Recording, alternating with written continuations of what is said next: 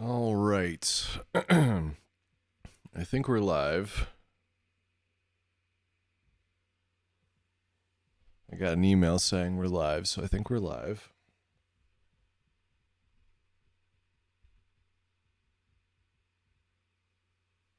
I'm waiting for it to show up on my tablet here. Let's see how the audio is. Waiting for it to show up on my tablet here. See how the audio is. Okay, that seems fine. And I've got the chat open over there. I'm on a slightly different streaming setup than normal today.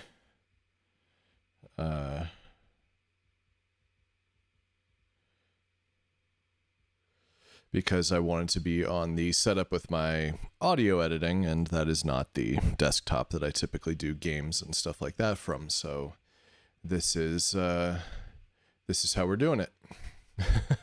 And I don't have the camera on. This is on my laptop, so it has a camera built in. I could actually plug in the other camera also, but no camera at the moment.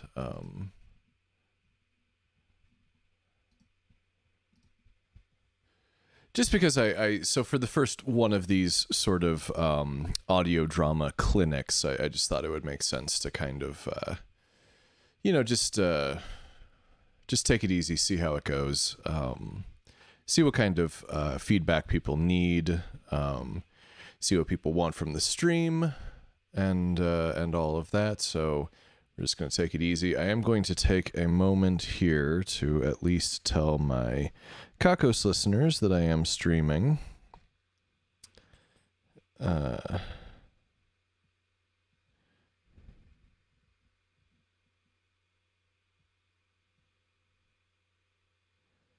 The way that I normally do that.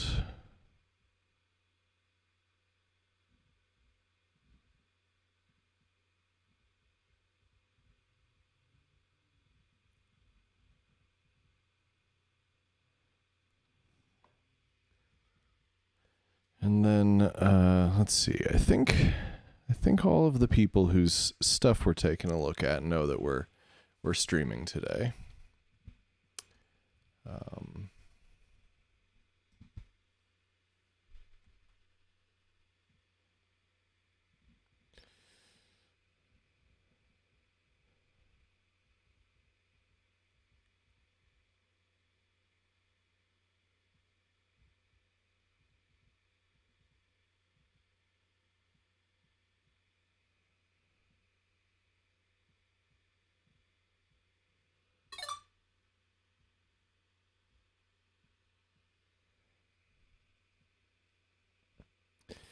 All right, where did I leave the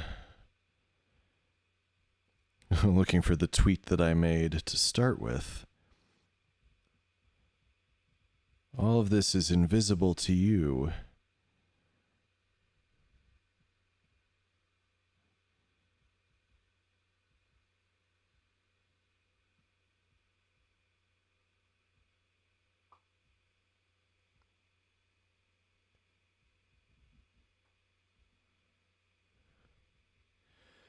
And I'll try to tell the people on Facebook.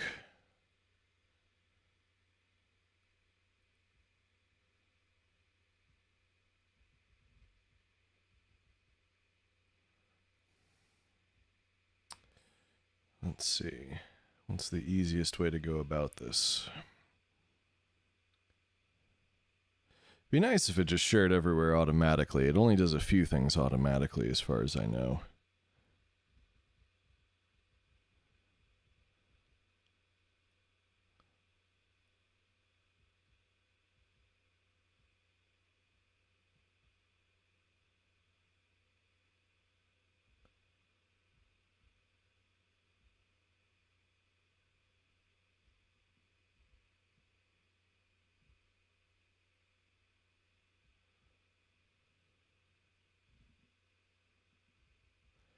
Why is it? Oh my God. Facebook. The Facebook app is just a disaster, always.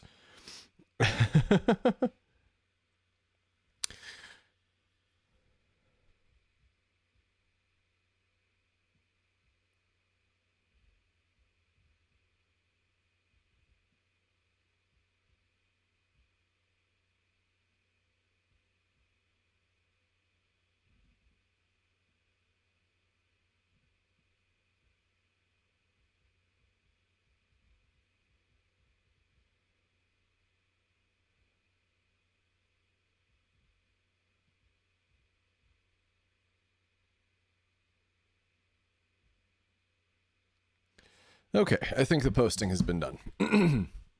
We're 6 minutes in. I don't believe... I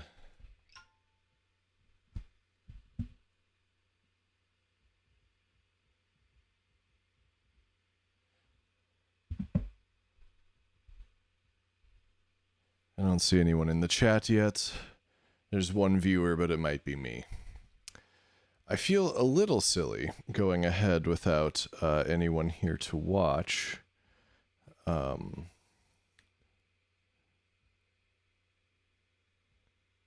know that two of the episodes that we're looking at today are from people in the UK, so I'm assuming that that might affect things because it's very late at night in the UK, or very early in the morning, however you want to put that. Oh, I see two people. We have two people watching now.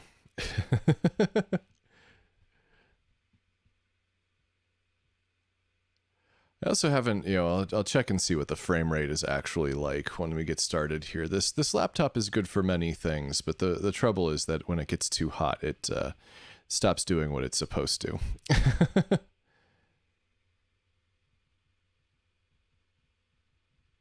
It's always about the views after the live as well. Yeah, of course.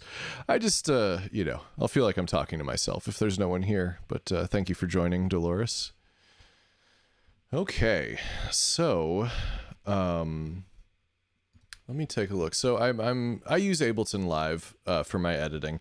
This is probably not the optimal editing environment for a lot of podcasting stuff. It doesn't have certain functionality that would be very nice, but it does have I can tab over here and then I can work on music ideas in a much more flexible format. And because I do for Kakos Industries, I do the everything just about, including the music. That's easier to sort of have that set up for me. Let me see if I can bring the microphone any closer to my face. This is actually a kick drum microphone stand that I've got here, but I think I got it in the right spot, at least for right now.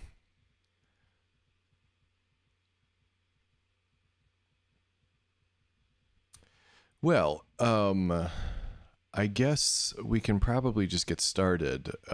Maybe people will check this out after the fact and then let me know what they thought of it, or we can, just sort of get started and see what happens if people filter in.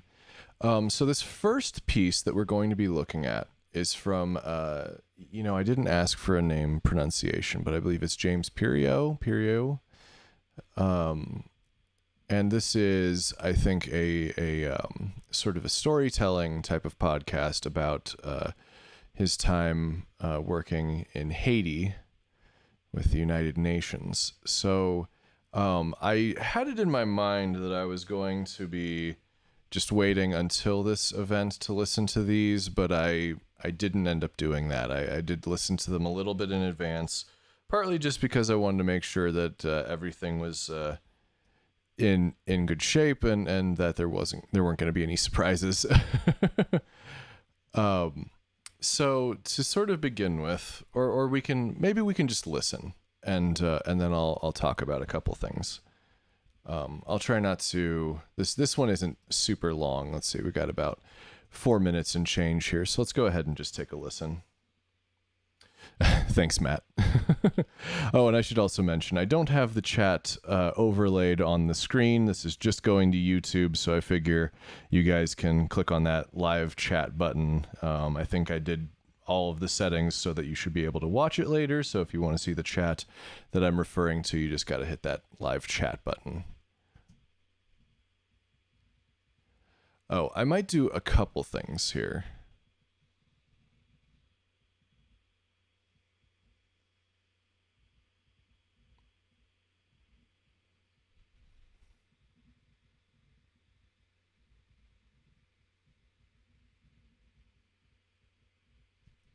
So one of the things that I wanted to mention probably about this one here, just at the beginning, is so I think what James has sent me here is just kind of an unedited take There might be a couple of places where there's been editing, so this is fairly preliminary in terms of getting this process started. And one thing that I think is important is probably to click on a compressor here. I have this just on basically the stock settings for the Ableton compressor. Oh, hey, no. So I've got this on basically the stock settings for the Ableton compressor. It's got a 2-to-1 ratio, which isn't particularly steep. If you know anything about compression and stuff like that, there are other ways to do this. I didn't really mess with the attack or the release. I can get into that in more detail in another video. All I did was adjust the threshold down a little bit, and that gives us a little more consistent volume. I'll say that James, in his performance here, is very sort of consistent in terms of volume and where he is in reference to the microphone, but just to make sure that we're getting to kind of the right volume levels, this is why I've added a little bit of compression, and we'll move on.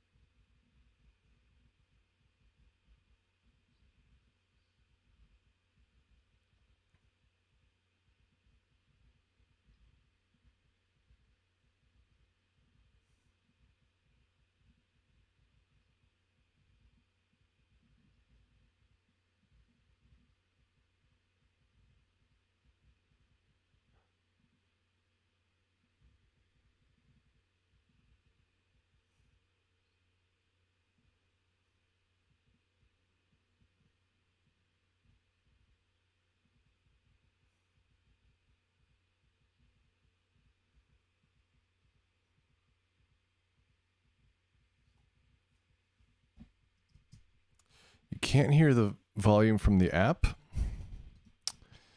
Let me double check it. It should be on the audio output capture.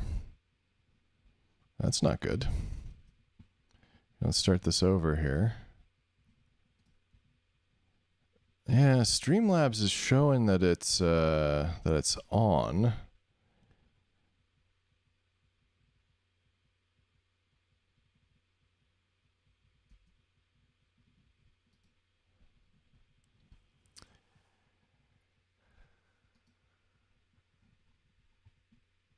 Male, male, male, male, male, male. All right, how's it going now? I think I made a simple mistake when I was setting up the recording stuff. Could you hear that just a moment ago? I'll play it again. Male, male. Okay, cool. Male, So hello, Alex.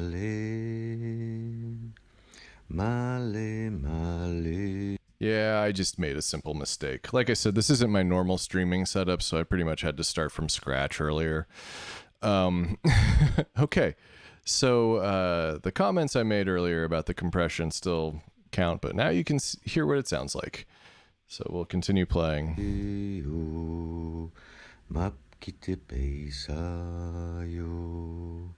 Male, male, male, male, male, male, male, male, male, male, yo, mapkite peisayo.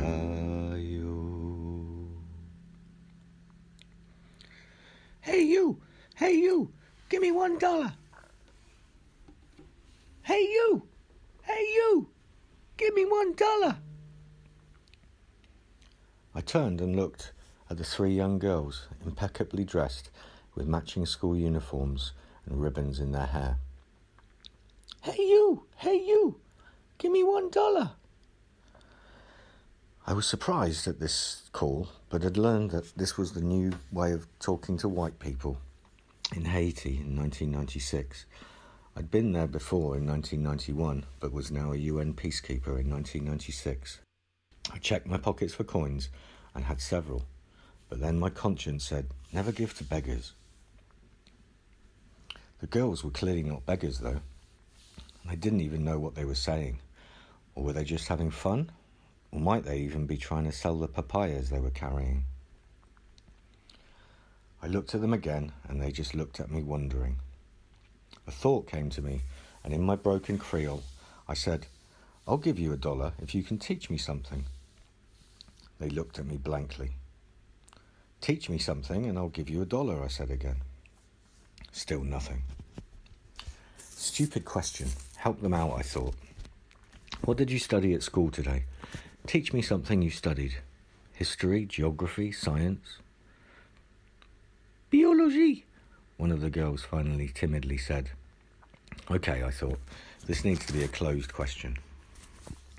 What would you do if you found a little bird by the side of the road with an injured wing? So I'm going to pause there. I think we got a pretty good sort of sampling of the sound here. Oh, I'm watching the chat catch up. I had to turn my tablet screen back on. So this is definitely a raw take, and I can tell that James is somewhat new to this. That's not a big deal. There are things that can be done to sort of improve what's going on here. To start with, it's a little bit dry with just the voice, but I think that James actually has a very beautiful voice. The way that he is narrating the story is it sounds really good. It has a very sort of storybook quality. I think that it sounds good. And I think that actually the way that James is using the microphone here is probably pretty good also. The volume levels are fairly consistent even without the compressor that I put on there, mostly just to bring the volume level up. But so there's definitely a lot of noise, right? So we can hear that there's a lot of noise going on, a lot of shuffling and things like that. There's also some pretty heavy breathing sounds at different points. You can kind of see these little gaps in between the waveforms. I'm not sure if I actually set it up to capture my cursor at all, but you can see the gaps between the waveforms here. So like, this little section here is basically just mouth noise. Like we hear the guitar ring out, but then we hear lips opening and the tongue coming away from the bottom of the mouth, and that can, for the most part, just be pulled out. You're missing something in that there, but I'm assuming that those are multiple tracks, and that maybe that the guitar could be pulled out. There's some more shuffling here.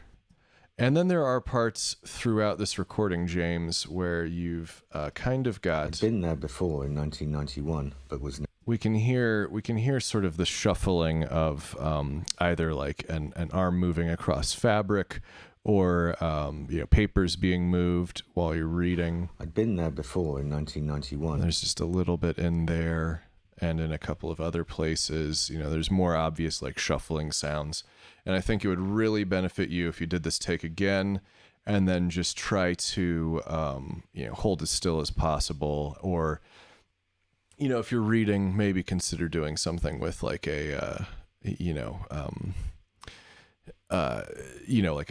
tablet or a phone or something that's not going to make as much noise as paper.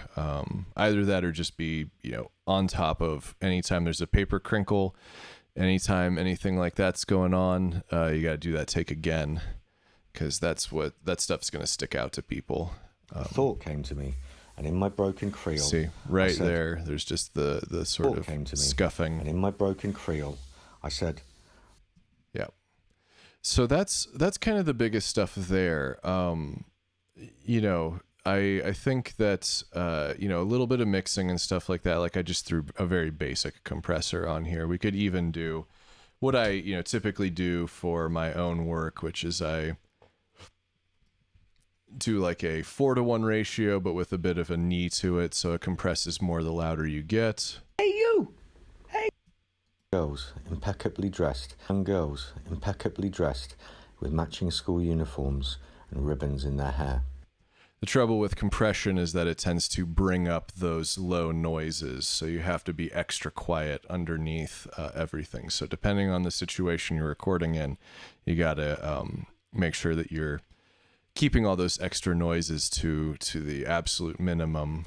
You don't necessarily need a fancy recording booth or anything like that, but just kind of keeping it, or just keeping movement to a minimum. I would also say it might be worth doing some sort of sound bed or music bed underneath this. That will also cover up some of those blemishes, some of the breaths we might hear. If you don't want to go through and cut everything out. I mean, this is what I do when I'm editing Kakos Industries. I basically go, and anytime I see a gap like this, I just highlight it and I delete it. Occasionally you end up in some trouble because what you've deleted was the last little bit of a P or a B sound or an F sound or a T sound that might not be as loud, but then you just go, you listen to it, to make sure that you haven't. And then my conscience said, never give to beggars. See? The girls would... Well, and even there, one thing we can do is zoom in a little bit. This little blip right here, that is just a mouth sound, and we can get rid of it. Never give to beggars. The girls were clearly not beggars, though. And then sometimes when you do edits like this, the silence becomes a little too intense, which is when I tend to start tightening things up by just moving them up. Beggars. The girls were clearly not beggars, though. See, when we get rid of that little bit of room noise and we get rid of the mouth sound, our ears almost, we want to start hearing something a little bit faster, So there's just some basic sort of editing techniques and things like that. I mean, if that's something that people are interested in, or that you think that, you've listened to my stuff and you like the way I do it, I can always do a deeper dive on how to do that. But then I just start sort of moving this up. Carrying. Papayas they were carrying. I looked at them again, and they just looked at me wondering. A thought came. So again, there's just a little bit of a mouth sound in here. I think it's probably this little bit right here. We can just get rid of that. There's also plugins if you want to check out the Isotope RX series. Once in a while, they, at least during the holidays, but I think maybe one or two other times throughout the year, there will be a bundle of Isotope products for like the very basic ones for like $50 or something like that. And those are pretty good at getting rid of mouth sounds. Now, I don't always use it because I tend to use a dog clicker to mark when I've made mistakes. So, and it thinks that those are clicks that I don't want in the track, and then I have to. So if I want to use the dog clicker to speed up my editing process, which I guess is also something I can go into if there's interest. I need those in there.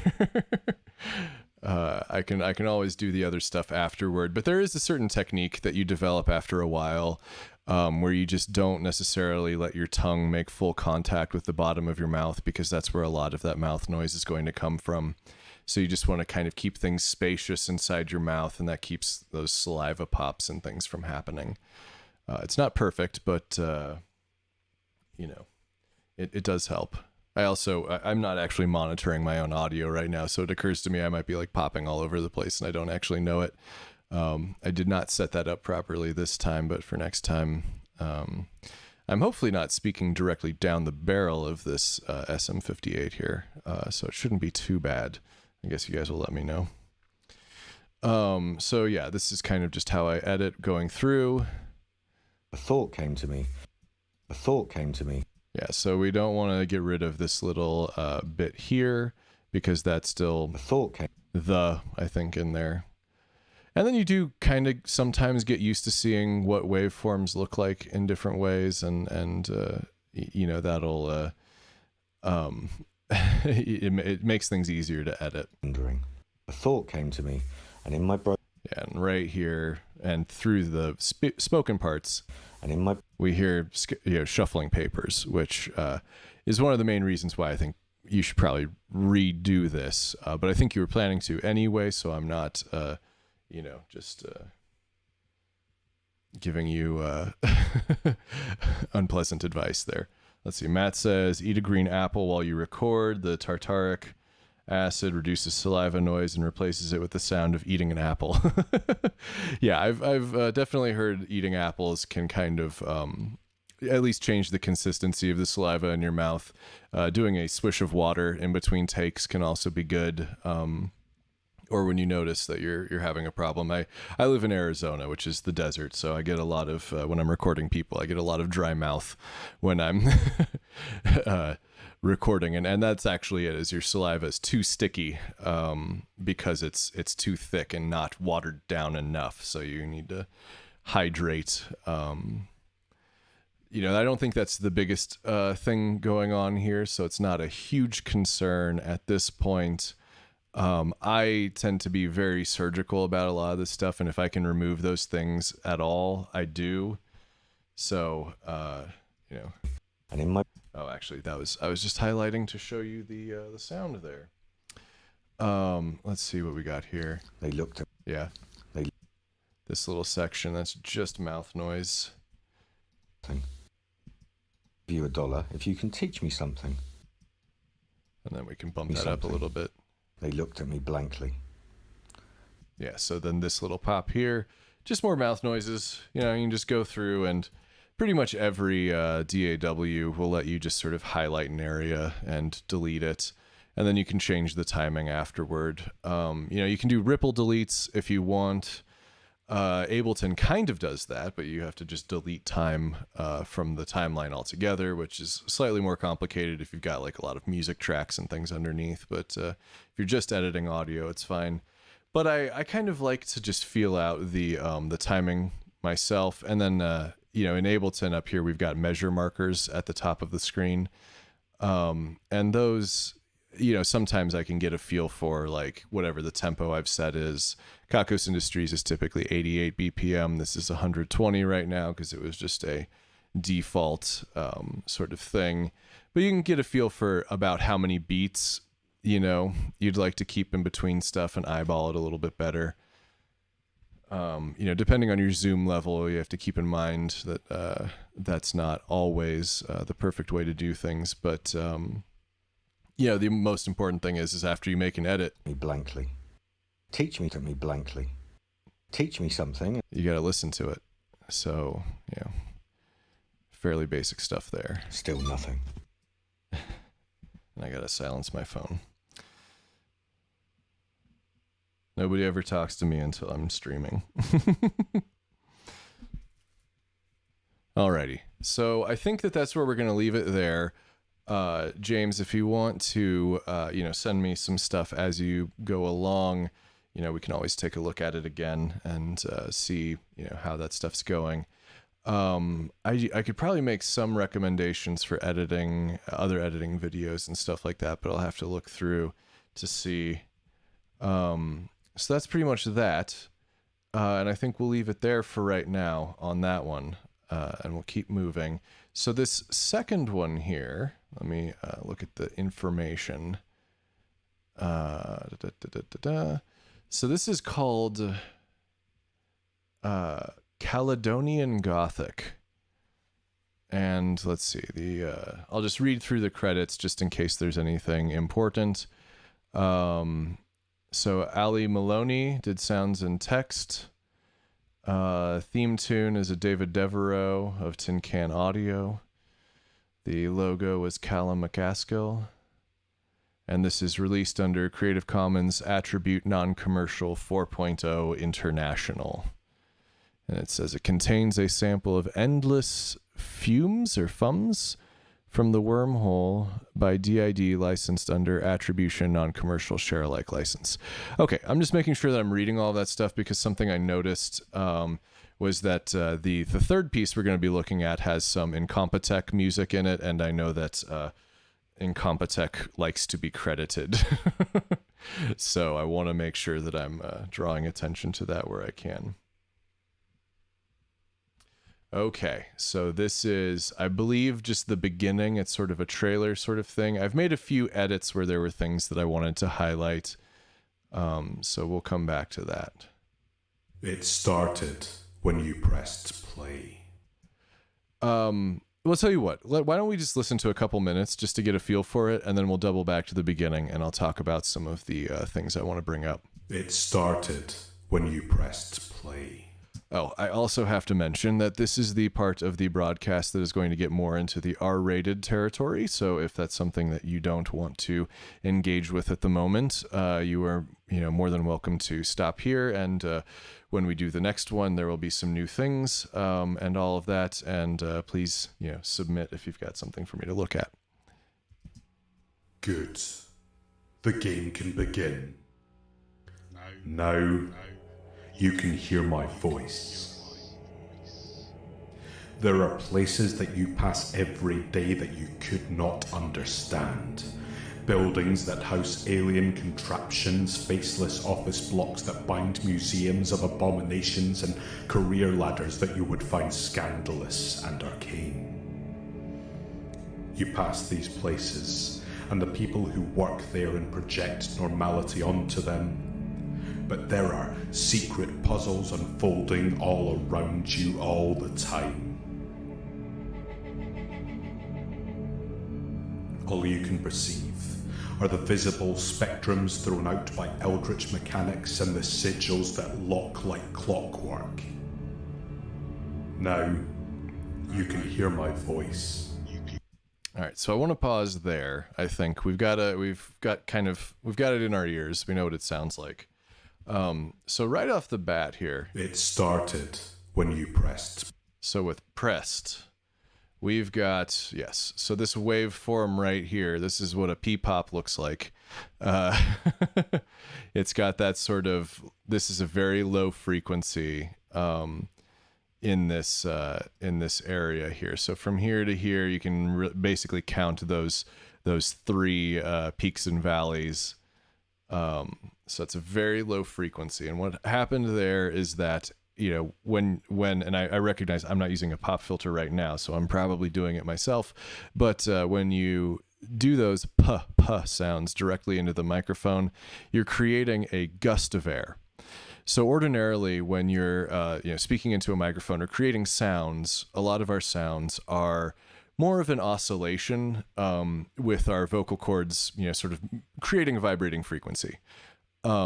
But there are certain sort of consonant sounds that create these gusts of air, and that's just blowing in one direction and not coming back. So it's not really oscillating in the same way. And this is why you need to use a pop filter to make sure that you're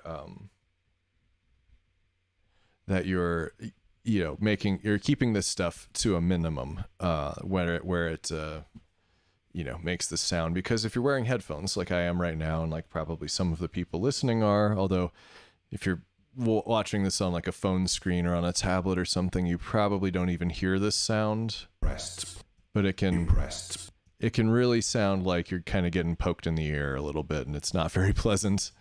There is a way to fix these, like if there's no chance to redo anything.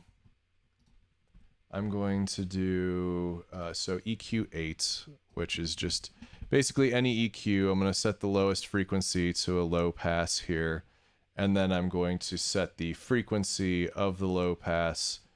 We're going to put it in an automation lane here. And what we're going to do is we're going to leave it at 30 hertz. But then when we get past the sound that we don't like, we're going to put it back to 30 hertz. And then in the middle, we're going to bring it up a little bit, probably kind of towards the peak here. And we're going to, sometimes you just have to play with it to see when you get rid of the sound. When you pressed play. So that's better. That's better. When you pressed play. Still, okay. So there might be a little bit of distortion here. And that might be making it a little more complicated to remove. When you pressed play. When you pressed play. Yeah, so we're getting it there. We've maybe we just need to broaden this out. We could also sort of square it up a little bit so it's a little more. You pressed play. So now we've taken out a whole lot there, and that might not be exactly what we want. When you pressed play. Well, you know what? I think that's pretty clean. I think that we did okay right there. When you pressed play. Now, ideally, you just don't want to have this problem. So grab a pop filter. You know, you can probably get them on Amazon or Monoprice or a lot of those other websites, Sweetwater. I don't know what the go-to is in the UK.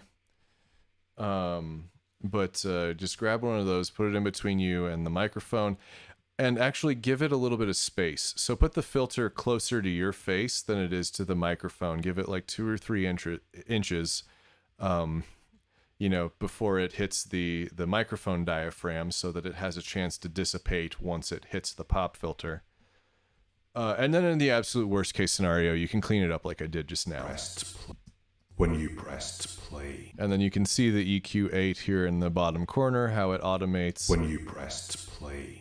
When you pressed play. So it's not perfect. You can hear that it's not perfect. You can play with it more. You can definitely adjust it until it works better for the sound you're going for. When you pressed play. Now, the reason I'm bringing this one up is because there are some more coming up in the audio, and I just wanted to sort of draw attention to that.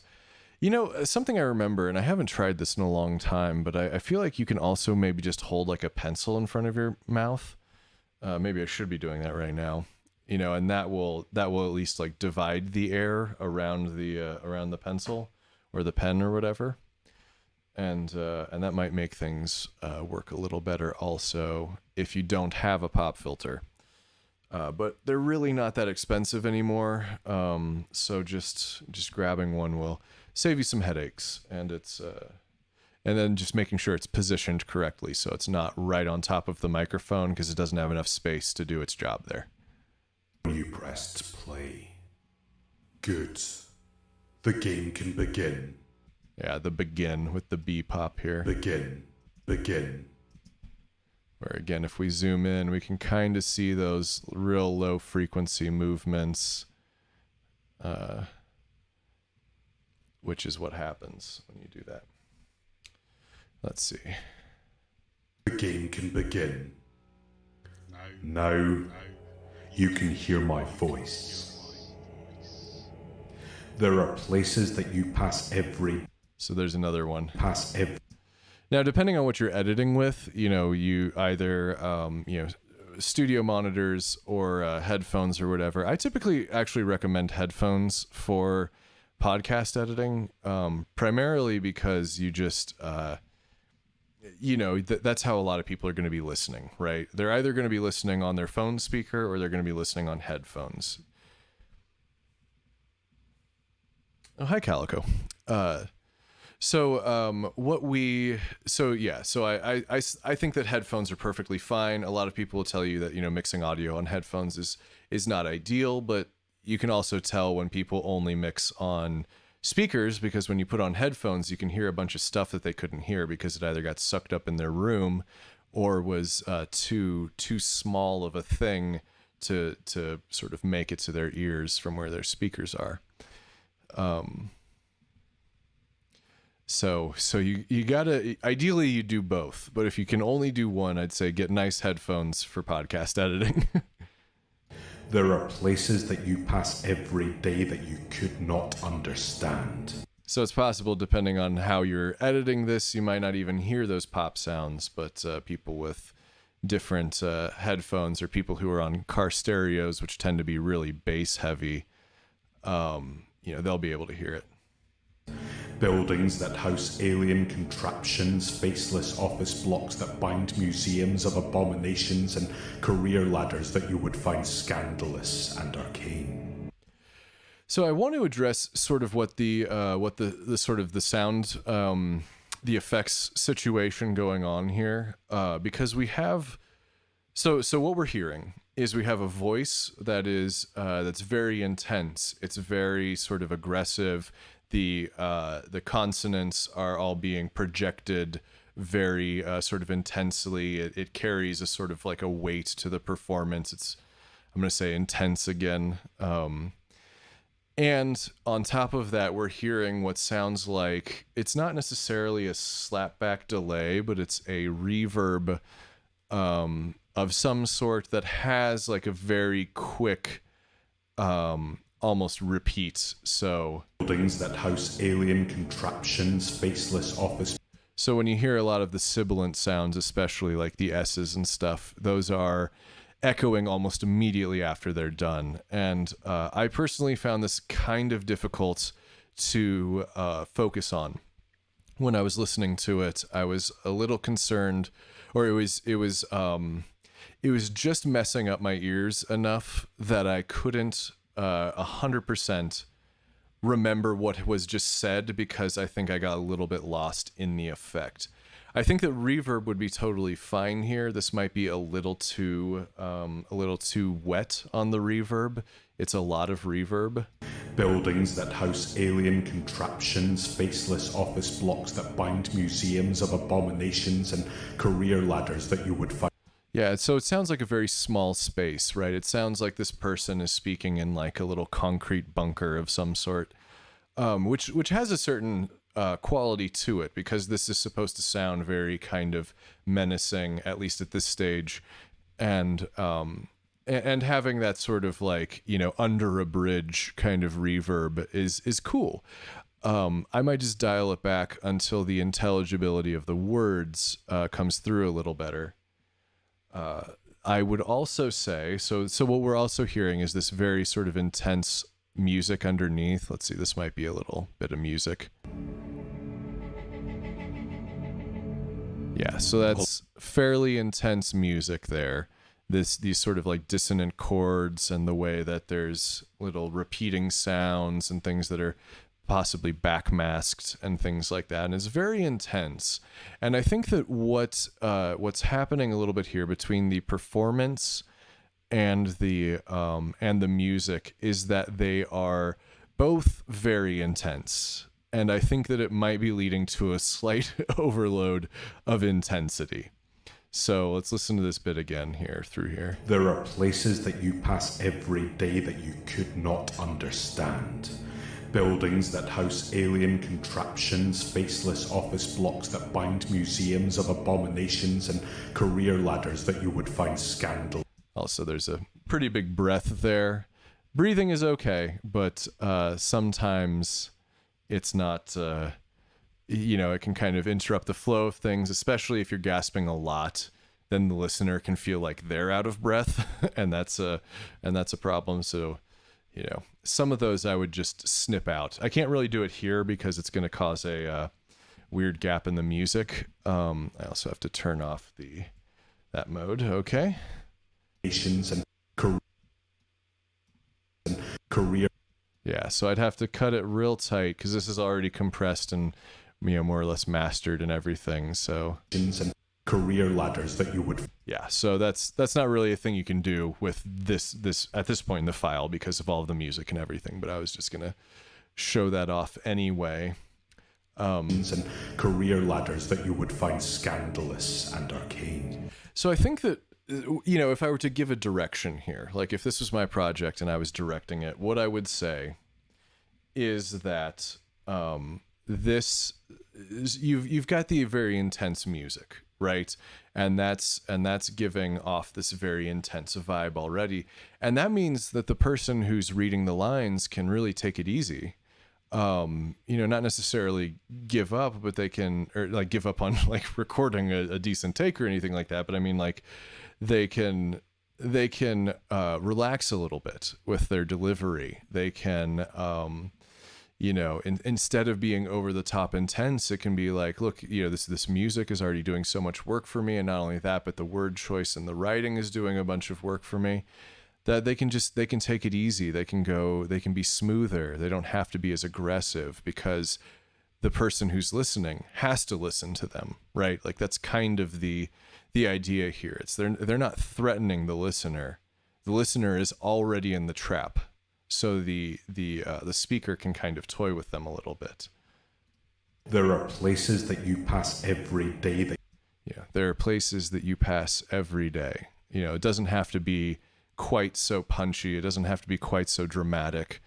You know, so that would be sort of my direction here, as I think that you could probably ease off a little bit if you were to do another take. And sort of let the sound design work for you. You know, I mean, it's possible that this character really just is that intense, but in that case, you know, maybe ease off a little bit on the reverb so that the voice is a little more intelligible. And then I might even pick different music or drop the music out in favor of some sort of just ambiance, because it's just a little, I think it's just a little too much right now. That's my personal taste. That might not be, you know, if you don't agree, then leave it as is. But that's just where I'm at the moment. Here, let's jump back to sort of where we left off before. you can hear my voice. I like that effect. I like the little bit of the reverb, and it bounces back and forth in the stereo space. It's I don't think it might be hard panned, but because we've got other things to listen to, it's not too irritating. You can hear my voice. The episodes that follow are clues and keys to the gears and pulleys that shift the pieces when you are not looking. The word episode kind of sticks out to me here, because I wonder if this character might call it something else. You know what I mean? Like, The episodes that follow are clues and keys to, you know, the episodes, the recordings, you know, recordings might be a little more in character. I mean, it's entirely possible this is a podcast that knows it's a podcast, which is not how Kakos Industries is. Kakos Industries is very much, you know, not a podcast. It's only a podcast for the people listening to it. But it might be worth just playing around with that word choice. the gears and pulleys that shift the pieces when... I got another pop there. We'll just zoom in so you can see what it looks like again. See, got those big arches there. And you can do the same automation step that I did earlier to try to remove those. But I believe that the writer, sounds and text are Ali Maloney, ALI. I was terribly sorry if I'm not reading that correctly.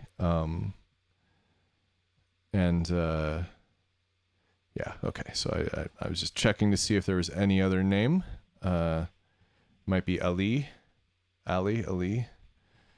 Apologies. I might have even asked for how to pronounce your name in the thing, and I just didn't read it, did I? Oh, and somebody just submitted another thing. Very cool. I will look at that next time. Did you give me a pronunciation key? Nope. I'm going to have to start asking for one. I'm so sorry. Somebody with a difficult to pronounce name, I should know better than to just assume I'm going to get it right. Anyway, let's move on. Pulleys that shift the pieces when you are not looking, or where you cannot look. When you are delayed by an accident or burst water pipe. When local councils issue thousands of campaign letters seemingly misprinted with gibberish. When your GPS malfunctions and absolutely insists that you are currently in a bank branch remote in the Highlands. Everything is connected, all the time. These are true stories of new magic that is rooted in ancient conspiracies.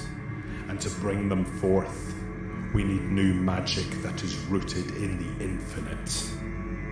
I can not give you truths, so Right, I think I highlighted this because there's just an awkward breath here that I think probably should get edited out. I can not give you truths. All I can give is a nudge. It's like a stutter breath, and it would probably just be better without it.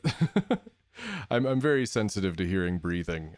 Some characters in Kakos Industries I let breathe, but for Koren, because he's like the main voice, I try to cut out as much as I can. Because it just sometimes breath carries a lot of emotion. You know, like if somebody's like really breathing in deep before they're about to like scream somebody's ear off, like that can be a good breath to keep in. But if it's just like a neutral breath, I try to take it out. And sometimes you just, you get real tight on what you're working on, and you just see where you can get rid of it, how much you can get rid of. And if it's not, if it's leaving little popping sounds or anything like that, you can, depending on the DAW you're using, you can create these little, trail or little, I was just thinking about the word and suddenly I lost it, but you can sort of fade out a little bit. You can drag the fade over and clean it up a little bit that way. Yeah. Okay. Truths, all I can give is a nudge in the right direction. You will find your own way. This is partly a trailer, partly a prologue. Yeah, you can kind of see even just from out here, there's those big sweeping P-pop waveforms again. Partly a trailer, partly a prologue, but all. And then trailer and prologue. Trailer just seems a little informal for this guy. He's just so intense right now that calling it a trailer just seems like not what he's doing. So partly instructions for how we can proceed. We can begin now, if you're ready. The next step does not need to be done by all players, but further instructions cannot be provided until the ritual has been completed at least once. The invocation will be the same no matter how many times it is done. Obviously, any ill effects or consequence resulting from the ritual are the responsibility of the participant only. I can bear no legal, ethical, or financial obligation that arises from either the ritual itself or the steps you have taken. I highlighted another really big breath there. Or the steps you have taken towards it. Now, you can hear my voice. Wear only clothes that were made in sweatshops. Grind a bee with pesticides. So this gives me a little anxiety when I hear it. I mean, granted, the whole thing is designed to give you anxiety, and I think that it's effective at doing that for sure. But the I can bear no legal, ethical, or financial obligation that arises from either the ritual itself or the steps you have taken towards it. I think that this is like, I don't know. This feels a little out of character. This is really more of a writing note than it is anything else. Saying that I can't accept any liability, and then the edit I have here, which is the second step. Grind a bee with pesticides and snort the resulting powder through a £20 note out of a bag in which fruit and vegetables have been left to rot. So obviously, that's not a great thing to do. I mean, I'm stating the obvious here. That's and I'm not sure exactly what the tone of this is, if that's supposed to seem over the top, if I'm supposed to laugh, or if I'm supposed to be very sort of intimidated by it. But I'm wondering, just as a thought experiment here, if there is perhaps some way to write this where you don't have to do a disclaimer, because what you're asking somebody to do isn't like physically harmful, like crushing up a dead bee with pesticide and snorting it through a 20-pound note. Like, one, it's very specific, and it's kind of, again, I think it might be just a little too much, unless the point is to be funny, in which case I think that we need to be led that way a little bit earlier on, and I think having maybe a smoother delivery that's not quite so intense might cue us on that we're about to hear something silly. But because these two sections kind of interact with each other, where you have the no liability and this part, that I'm a little concerned that, one, if this were to be like a hugely successful piece of media, I don't think that's enough legal disclaimer at all. Because you're still telling somebody to do something. So I might massage this a little bit so that maybe it's something that's gross but not actually harmful, or there's ways to play with it probably that will get you the desired results without having to do this sort of bizarre disclaimer when this guy is really trying to kick off a ritual and he needs you to do this thing. Like, if you were at the demon summoning and like somebody started handing out release forms, you'd be like, yo dog, what are we doing here? I don't know about this. But all right, let's continue. Place the bag over your head.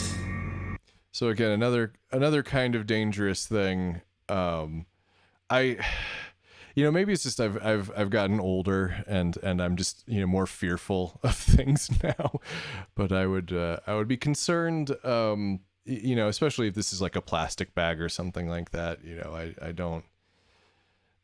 Maybe like a given audience could be trusted to be smart enough to not do this stuff, and certainly audio drama doesn't have huge audiences, so your chances of having somebody do something foolish is fairly low. But it still makes me a little uncomfortable. I'm wondering if there's some kind of other funky stuff, like if it's not a plastic bag or something like that. I don't know.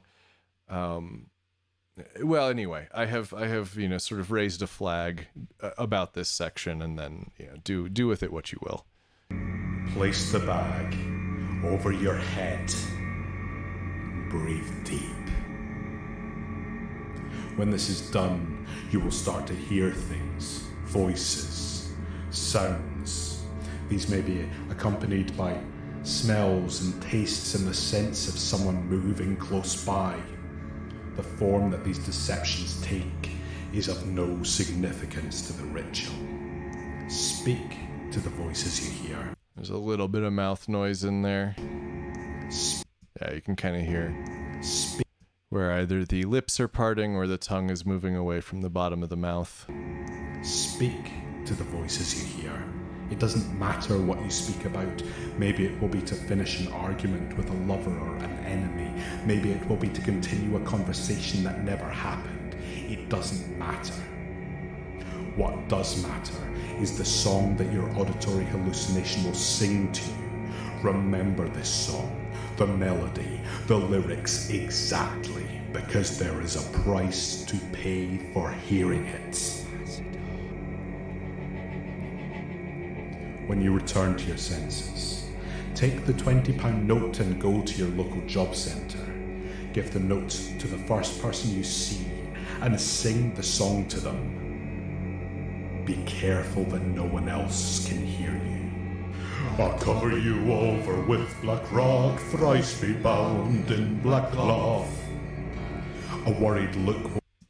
So here was where I wasn't sure what the tone was supposed to be, because this is really funny when it comes up.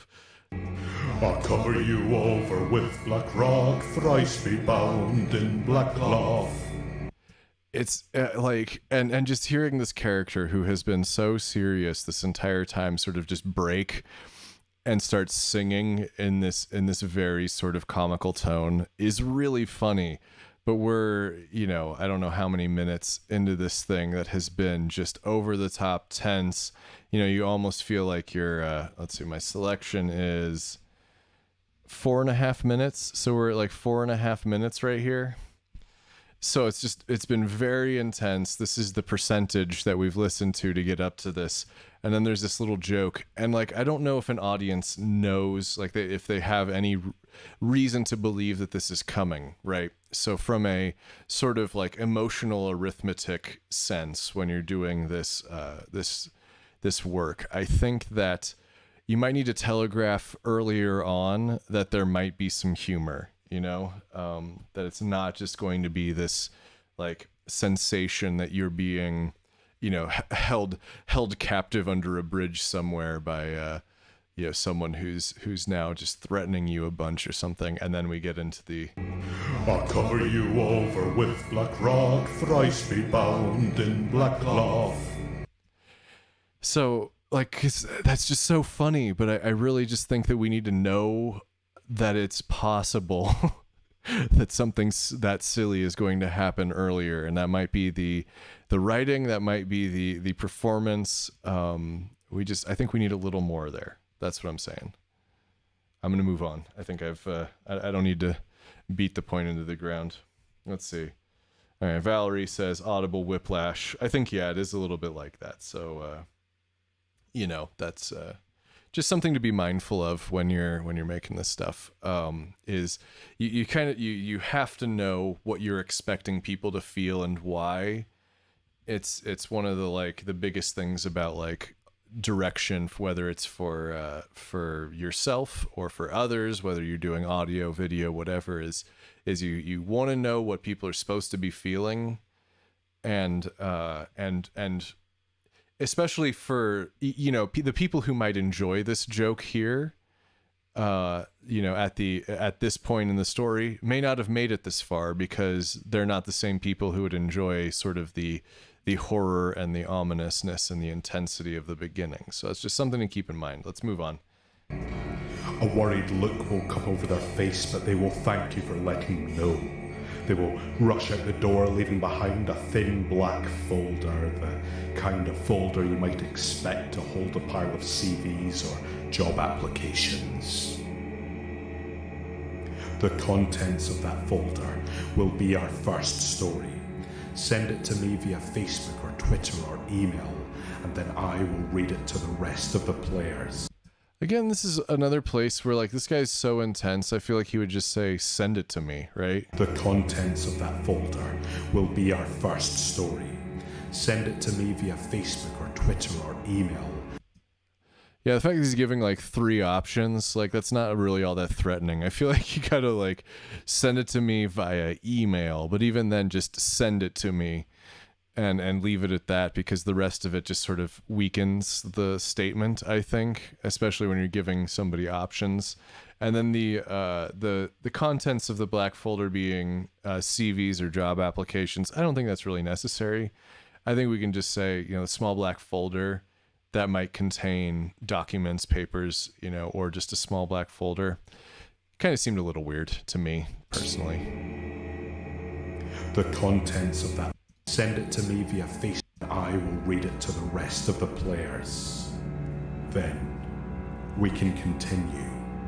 So yeah, this is. I mean, this is neat. The idea this is sort of augmented reality game or alternate reality game, mixed with the audio drama, I think is neat. I don't know of too many that have done that before. I don't know. I don't know if I can even name one, but I'm also not the most educated on these matters. But that's neat. I just I'm kind of curious to see if it would work out, because this first step is very intense. I mean, I guess you can just fudge it, right? You can just say that it happened. Okay, moving on. This is partly a trailer, partly a prologue, but also partly instructions for how we can begin.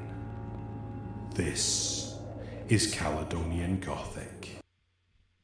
Right, and then I cut off some music because I wasn't sure if it was gonna ding me or if I needed to credit it more appropriately. So I cut off the music. It might have just been David Devereaux, right? But I wasn't sure, and I'm a coward, and I cut it out. So now we got. All right, so that's it for that one. I think we made it all the way through, listening to the whole thing. I think I've given some fairly intense or fairly significant. I've overused the word intense. Fairly significant feedback there. Audio levels seem good to me. The overall mixing seems good. I might do a little bit of de-essing, but it's really hard to tell until that reverb gets dialed back. It didn't seem, it didn't hurt my ears, at least in the time that I was listening to it, and I can be kind of sensitive to those things. So that seems okay. It seems okay to me. Mixing good, all that stuff. I would just do some of those edits that I mentioned, and it might be worth taking a look at the script in a couple places. You can always follow up with me via email or anything like that. If you have other questions, I can look at things more specifically. At this point, I just don't know. what sort of feedback people need. I'm working on sort of collecting the ideas that the sort of things that come up a lot. I thought I had somebody comment. Nope, it was just somebody liking this thing on Facebook. I just wanted to make sure I didn't need to hand out any information real quick. Okay, so now this next one comes with a lot of credits that I want to read, and I might unfortunately, I mean, this is probably going to come up fairly often if I continue doing this as I'm doing it, where we've got in this one music, Closing My Eyes for a Moment by Daniel Birch of danielbirchmusic.com, licensed by Creative Commons Attribution 4.0 International. And then we've got Song of the Volga Boatmen by Kevin MacLeod of Incompetech.com, also licensed under Creative Commons by Attribution 3.0, etc. And then Vuluke Kal, instrumental version by DJ Bootsy, licensed under Attribution Non-Commercial 3.0 International license. I just want to make sure I get all that stuff out of the way, because I know that for some of these people, the attribution is all they get, and that can be somewhat problematic if you don't know that you need to attribute whatever. So let's see. We've got a couple of sketches here now in this one. This is the What the Hey, let's see, What the Hey show for millennials, and this is World War Hey. Is the name of this one. So these are, it says, all sketches written, directed, produced, and mastered by Joe Diaco. Now the first one is, let's see. Okay. I listened to 3 of the sketches out of it looks like there's 5 here. First one is some World War II, humor. I think I'm gonna skip it just for it's not gonna help too much to listen to that one over any of the others. I'm making a judgment call there on content, so we're gonna listen to this other one, which has a totally other kind of content, which I think is this edit here that I made.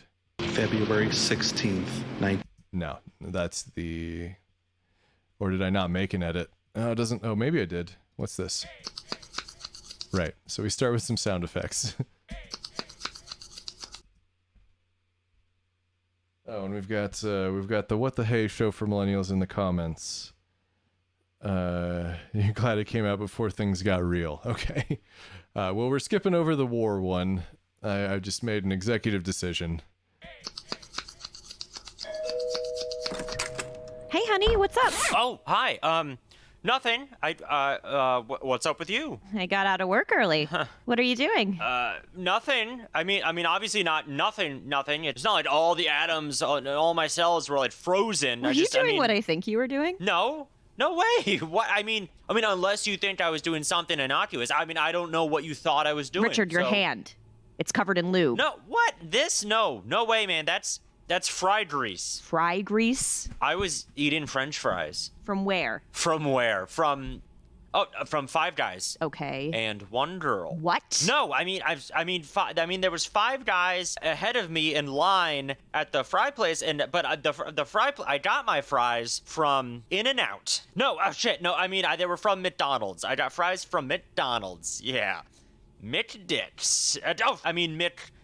Fuck. And what were you looking at on that laptop? I noticed you tabbed out on that browser pretty quick. What was I looking at on what? Oh, you mean my laptop? Which laptop? This laptop? Is this my laptop? I can't.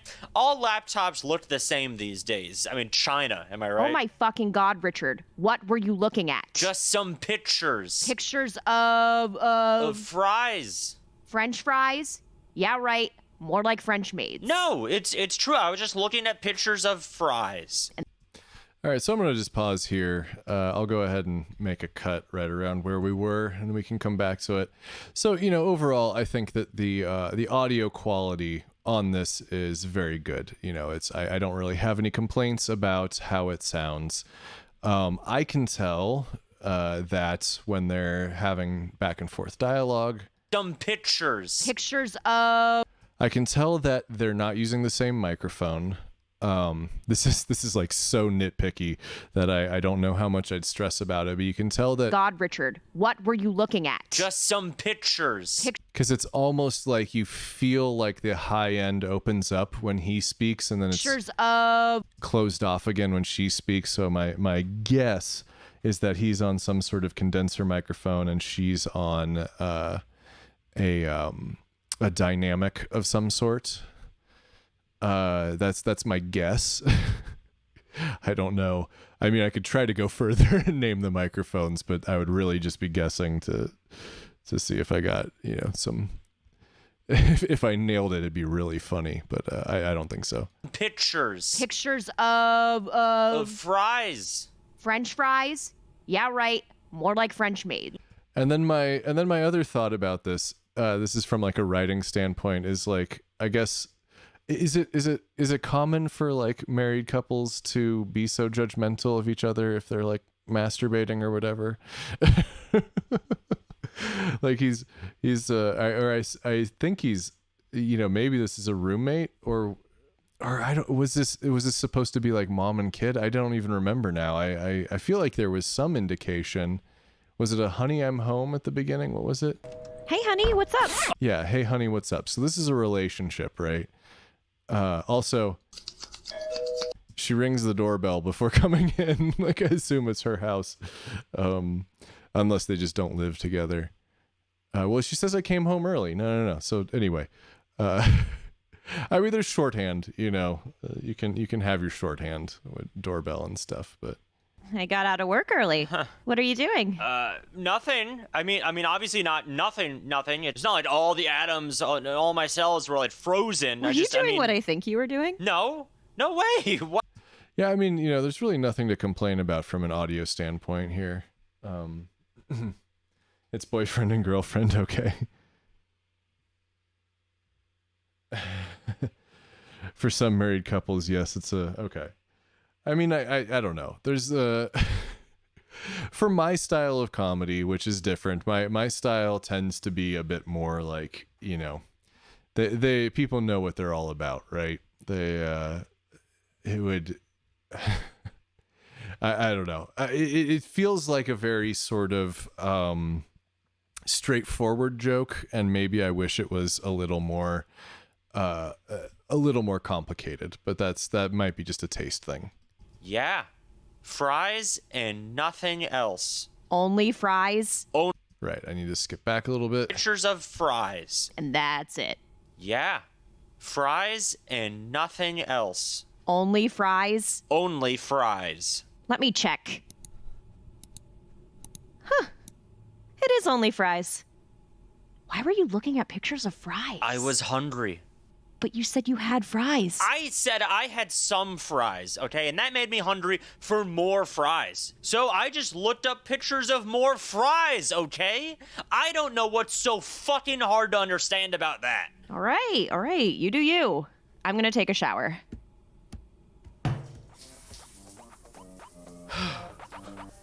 Well, that was a close one. Thanks, Only Fries. From Super Fantastic Industries, introducing Only Fries, the porn hiding app that replaces all your dirtiest web search history with pictures of fries, and even more fries. Fries. Just install the Only Fries app on your laptop or flip phone and watch all the porn your heart desires. No one will ever know because Only Fries will swap it for fries. Oh, fries. Only Fries has gotten me out of a lot of tight situations at work. Looking at porn on the job, kind of a no-no. But my boss can't fire me for looking at fries on company time. I mean, he can, if that's all I do. He did. Fries. Sign up for Only Fries today, you greasy perverts. You know, the payoff there is good.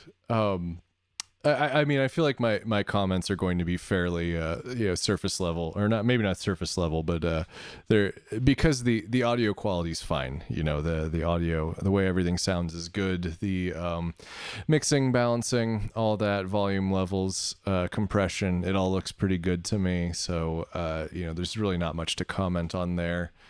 I think it's funny at the end there. I really like this guy getting fired for looking at fries at work. Definitely some bizarre humor, but it's good. Let's see. We brought 12 of the nation's finest amateur bakers together under the tent for 9 weeks to put their technical skills and their penchant for brilliant. I'm just going to put this out there. The thing I'm probably going to end up getting dinged on is this classical music. I don't know if it was in the stuff that was credited, but for whatever reason, there are certain algorithms that really just love to claim that classical tracks are actually their property, which is a pain in the ass. Flavors to the ultimate test. Only one can be champion. It's the Great Spinach Baking Show. Hi, I'm your host, Tiffany Baker. Let's see what James is up to. So I had this thought earlier when I was listening to this. We have Tiffany Baker. I'm your host, Tiffany Baker. And I guess I just wanted, so it's a baking show, right? And I just wanted one level further of complexity on her name pun. If it's Tiffany Flambe or Tiffany, some sort of funny sounding baked dish. I think there's an opportunity for more humor there. I think Baker was probably the most direct route to go, but it's just a thought there. Let's see what James is up to. I'm just whisking up a storm here. I'm so far behind in this challenge. Keep at it, James. The aromas are divine. James is cooking a spinach quiche with a spinach crust. The eggs will, of course, be substituted for spinach and garnished with a spring-inspired spinach bouquet. Let's hear the judge's first impressions of his creation. I'm a bit concerned about James's spinach to spinach ratio. I like the flavours he's chosen, but technically we've seen with James that when it comes to mixing spinach with spinach, he tends to over-spinach the spinach. And right, it's got that spinachy aftertaste. So he's really going to need to watch his timing. Holly is making a caramel croquembouche stuffed with spinach custard. Holly, you seem to be working up a sweat. That's from the stress. I'm making my caramel. It can burn in seconds, so I really have to pay attention. Holly, stop right there. What ingredients are you using in this bake? Spinach. I'm using spinach. That's it? That's it. Holly, there's no shortening in this recipe, is there? No, that was one time. No salt. So something I want to comment on, and there's no real easy fix for this, but it is something to sort of keep in mind with casting choices and with sort of character voices and things like that people do, is that so these two actresses, these two voice actors, I apologize if I don't know exactly how people like to be addressed. These two voice actors are very similar sounding. Right. I mean, I've got on some nice headphones, depending on what people are listening on to. Though, if you're in a situation where you're either driving or you've got it playing on your phone and it's across the room or whatever, no eggs, no soda. These two voice actors are fairly similar in vocal range and quality. I can tell the difference. Excuse me. I can tell the difference the way I'm listening right now. Spinach. I'm using spinach. That's it. That's it. Holly, there's no shortening in this recipe. But it's just something to keep in mind that, if somebody's not listening closely or whatever, they might get a little confused if you have voice actors that sound too similar back to back. I don't know, maybe people in the chat or in the comments can say if I'm totally off base here, and it's possible I am, but... Is there? No, that was one time. No salt, no eggs, No soda or flour. Nothing but spinach, for there lies the power. No sugar. No fat. There's Especially when the vocal effect comes in, I don't know which one of them the vocal effect is on. lies the power. no sugar. No fat. Flour. Nothing but spinach, for there lies the power. No sugar. No fat. There's spinach for that. Good. It's healthy, delicious. All you need. Only spinach. Only spinach. Amanda is baking a spinach Yorkshire pudding with spinach petit four. How's the creation going, Amanda? Good. Just good. Not great. Yeah, just good. But isn't this the great spinach baking show? I guess. Exciting, isn't it? Another day under the tent? Yeah, absolutely. Another day of no protein nor fat, just fiber. Yeah, again, I can kind of tell on my headphones that they're using two different microphones here, just because one of them sounds much more open in the high end and one of them sounds a lot darker in the high end. Great spinach baking show? I guess. Exciting, isn't it? Another day under the tent? Yeah, absolutely. Another day of no protein nor fat, just fiber. Exciting. I love my life right now. Somebody's grumpy. Have you not had your morning spinach? That's not a thing. In Greece, it probably is. Let's face it. Except the Greeks are probably allowed to use seasoning and fat to cook it with. Oh, who pooped in your spinach garden? Why so negative, Amanda? Well, for starters, there's only so many ways to cook spinach. Amanda, it's a versatile crop. Is it, though? Seems to me it always ends up a sloppy, soggy mess. It's good in a salad, like with dressing, also like pretty good wilted in an Italian soup, but for fuck's sake, here we're given only spinach as an ingredient and asked to make challah and croissant. It builds character to cook with only spinach. If I wanted to build a character, I'd build myself into Popeye. That was a bit of a stretch. Huh? Because Popeye eats spinach? Because that way, I'd have a little olive oil to cook my spinach with. Oh. All right, I wasn't expecting that. I made the comment earlier that there would definitely be a Popeye reference. Actually, I was listening to this with somebody who made that comment, but the olive oil reference I wasn't expecting. That's good. Touche. This show is brought to you by Only Spinach, the healthy vegan alternative to Only Fries. Only spinach.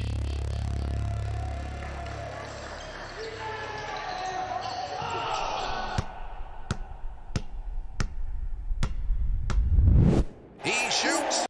All right, so that's on to the next sketch here. So let me double check here. So the feedback and please feel free to chime in the chat. What the Hey Show for Millennials. If there's anything specific you want to talk about or anything you want to address, that's totally fine. But it looks like here you were just looking for the balance between experimental sound art and narrative. Stuff like that. You didn't have any specific questions.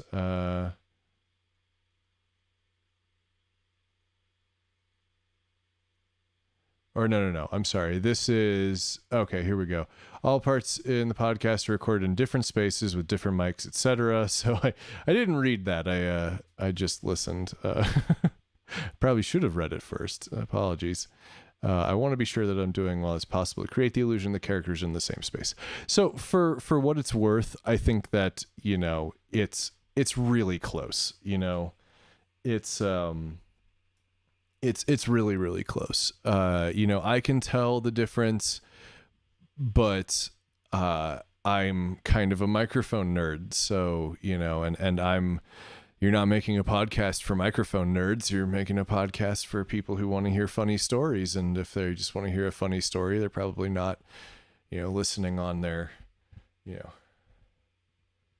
can tell the difference. Okay. Yeah. But for fuck's sake, here we're given only spinach as an ingredient and asked to make challah and croissant. It builds character to if you wanted to try to blend it a little bit, like here, let me throw the EQ8 on here just because it'll give us a little spectrogram. Fuck's sake, here we're given only spinach as an ingredient and asked to make challah and croissant. It builds character to cook with only spinach. Yeah, it's kind of difficult to tell, but in this like 10 kilohertz and up section, Fuck's sake, here we're given only spinach as an ingredient and asked to make challah and croissant. you can tell that the one microphone never really makes it above like 15 kilohertz. It builds character to cook with only spinach. And this I one wanted just to build a character I'd build myself into. goes a little bit higher up. So if you wanted to blend them a little more, you might just cut some of the high end on the cardioid, or not the cardioid, I mean they're probably cardioid, but the condenser mics is what I'm specifically getting at. Myself into Popeye. That was a bit of a stretch. Huh? Because Popeye eats spinach? Because that way I'd have a little olive oil to cook my spinach with. Yeah, so it's a lot darker. But that being said, I don't think it's that big a deal for, you know, most audiences. You know, it can be a pain to try to get everybody on the same page microphone wise. So, you know, you do what you can. Oh, touche. This show is brought to you by Only Spinach, the healthy vegan alternative to Only Fries. Only spinach. Yeah, so that's but I mean overall I think, you know, the production quality on this is very good. I don't think that you should be insecure at all about the production quality. We brought 12 of the nation's finest amateur bakers together under the tent for 9 weeks. Yeah, his microphone sounds a little darker also, but to the ultimate test. Only one can be champion. It's the Great Spinach Baking Show. Let's see what James is up to. I'm just whisking up a storm here. That's pretty funny. So I think that a comment that I give to like a lot of, you know, sketch comedy stuff, especially when we're writing stuff for like Never Rad or whatever, is you know, you just sometimes you got to move really, really fast. You got to get to the jokes in a hurry, and then just have it spiral out of control as quickly as possible after that. To the ultimate test. Only one can be champion. It's the Great Spinach Baking Show. Hi, I'm your host, Tiffany Baker. Let's see what James is up to. I'm just whisking up a storm here. I'm so far behind in this challenge. Keep at it, James. The aromas are divine. James is cooking a spinach quiche with a spinach crust. The eggs will, of course, be substituted for spinach and garnished with a spring-inspired spinach bouquet. Let's hear the judge's first impressions of his creation. I'm a bit concerned about James. See, I feel like you could maybe even just cut out this. Let's hear the judges. Let's hear the judges. I mean, I guess it's kind of important to tell who the characters are, but if we just like popped that out, could it move faster? Spring-inspired spinach bouquet. The spring-inspired spinach bouquet. I'm a bit concerned about James's spinach to spinach ratio. I like the flavours he's chosen. But technically we've seen with James that when it comes to mixing spinach with spinach, he tends to over-spinach the spinach. Yeah, and then that's the joke. Right, it's got that spinachy aftertaste. So he's really going to need to watch his timing. Could probably, you know, if I was just going to be surgical about this stuff, to just make it faster. I don't know if this is really necessary. I'm just kind of playing with it at this point. Over-spinach the spinach. Holly is making a caramel croquembouche spinach bouquet. I'm a bit concerned about James's spinach to spinach ratio. I like the flavours he's chosen. But technically we've seen with James that when it comes to mixing spinach with spinach, he tends to over-spinach the spinach. Holly is making a caramel croquembouche stuffed with spinach custard. Holly, you seem to be working up a sweat. That's from the stress. I'm making my caramel. It can good. burn in seconds, so I really have to pay attention. Holly, stop right there. What ingredients are you using in this bake? You could even lose the stop right there. Holly, stop right there. Stop right there. What Pay attention. Holly, what ingredients are you using in this bake? Spinach. I'm using spinach. That's it. That's it. Holly, There's no shortening in this recipe, is there? No, that was one time. No salt, no eggs, no soda or flour. Because this is the point where it really starts to go off the rails, and I think you might just want to get there a We little brought quicker. 12 of the nation's finest amateur bakers together under the tent for 9 weeks to put their technical skills and their penchant for brilliant flavors to the ultimate test. Only one can be champion. I might just be fiddling, might be futzing a little bit.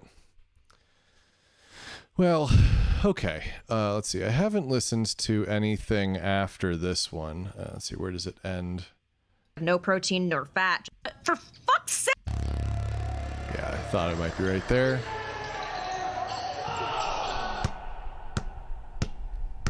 We can do maybe a couple more minutes of looking at this. He shoots, he scores!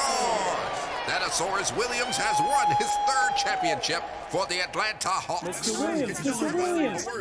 Datasaurus Williams, this will be your 3rd championship ring. You were absolutely dominant on the court tonight. How do you do it? When the ball is in your hand, you just gotta go for it, you know? It's not the time to freeze. Don't freeze and you'll be okay. The ice age is over. So you could probably move this up even a little faster here. Because we've got the establishing the scene. He shoots, he scores! Datasaurus Williams has won his 3rd championship that's great. for the Atlanta Hawks. Mr. Williams. Datasaurus Williams, this will be your 3rd championship ring. You were So you could move some of what this announcer's saying Datasaurus Williams has won his 3rd court tonight. How do you do it? up into what this guy's saying, and that makes it like a little bit denser. I just, the reason why I'm bringing this up is not that I think that what's going on here is like wrong or anything. It's just that you're really always just competing for attention spans. And like really just the faster you can get into sort of the wackiness of it. It's sort of like I assume that you've probably watched a little bit of the Auntie Donna stuff on Netflix. Like that show is off the rails before you can even figure out what you're watching, and then you're like stuck watching it because it's just, well, one, it transitions so seamlessly from sketch to sketch, but because it's just off the rails the entire time, you're like when is a good time to even like break your attention from it. So just something to consider is maybe sort of the density. I feel like that's just something like a lot of comedy, like probably even most of the stuff I do could stand to be denser, where you get, and it's tricky because in audio drama you have to convey so much through audio, where like how much exposition can you compress into a single line? So you got the first reporter going, "Oh, Thadasaurus, you just scored the winning basket for the whatever team. You're getting a championship ring. How do you feel about it?" And then we just get all of that out of the way like real fast, and we don't need anything else. All right, I don't know. I feel like I'm nitpicking. I don't really like feeling like I'm nitpicking. Especially I told you guys I was gonna go I'm not trying to criticize. I'm not saying good or bad. I'm hopefully just trying to or what I'm trying to do is just to give some gentle direction and encouragement and things like that. And but maybe I'm not as gentle as I think I am. Please let me know. If I need to work on my technique, please let me know. Okay. I think I'm going to leave it right there, but for everybody, listening who wants to, I've included, or I've mentioned the names of these. I'll mention them one more time. Well, the first one is not yet published, but that's from James Perio. And I assume he's going to get that out at some point in the future, but it's unpublished for now. Then we had the What the Hey show for millennials. That's what we just listened to. And Caledonian Gothic. I could probably have some graphics on the screen for the future. These are fair points. Verbosity is my main weakness as a writer. Okay, well, just consider this a challenge. It's not necessarily like a, the good or bad, and I definitely don't want you to like not write if you feel like you're just being too long-winded. Like, definitely write and be long-winded as opposed to not writing, but just as a challenge, I would say try to see how dense, how concise you can get a lot of the time in between jokes. Write a first draft and then maybe come back to it a day or two later, and then just see what you can take out or something like that. That, just as an experiment, and let me know how it goes. Right. So as I said, I should probably come up with some graphics to put up here to let you know what the shows are and all that, and maybe even some of the credits and things. Hopefully saying them out loud was good enough. They used to be good enough for us when I was working on a television show. Looks like I just got another suggestion here, or another submission while we were doing this, so that's good. Please share this with your friends. Anybody who you think might like this. I'm not really, considering this like I don't think enough people are going to watch this for it to be like a real great publicity sort of thing, at least not initially here. But anybody who, they could use some feedback or whatever on the work that they're doing, please send them my way. Send them the link. I believe it's in the it should be in the description for this episode. For this video, yes, it is. It's going to be the same submission link the whole time, so just go ahead and have them submit. I'll try to keep on top of sharing this stuff, but social media is my weakness. So, I think that's probably where we're going to call it, unless anybody has any comments, anything they'd like me to address.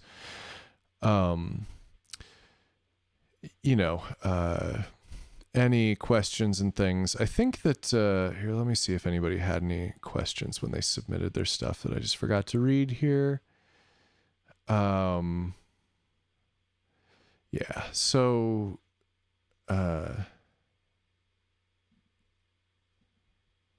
let's see. Technical, yeah. No, I think we covered just about everything. It's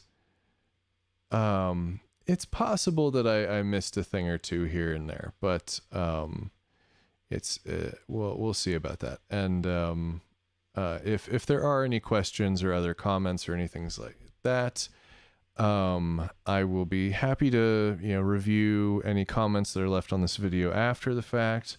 And then I'm thinking that once a month is probably how this is going to work. So keep an eye out early next month. So maybe the beginning of April.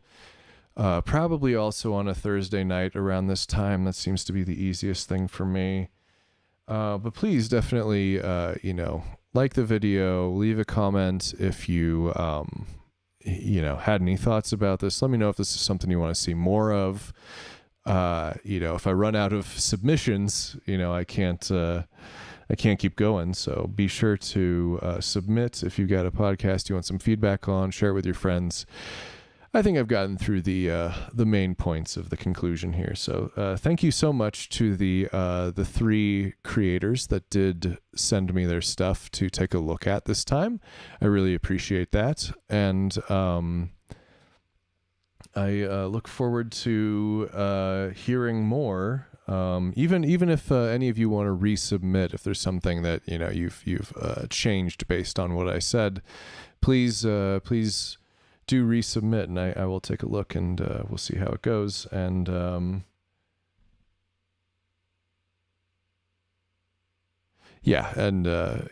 try to be better about including the links and stuff.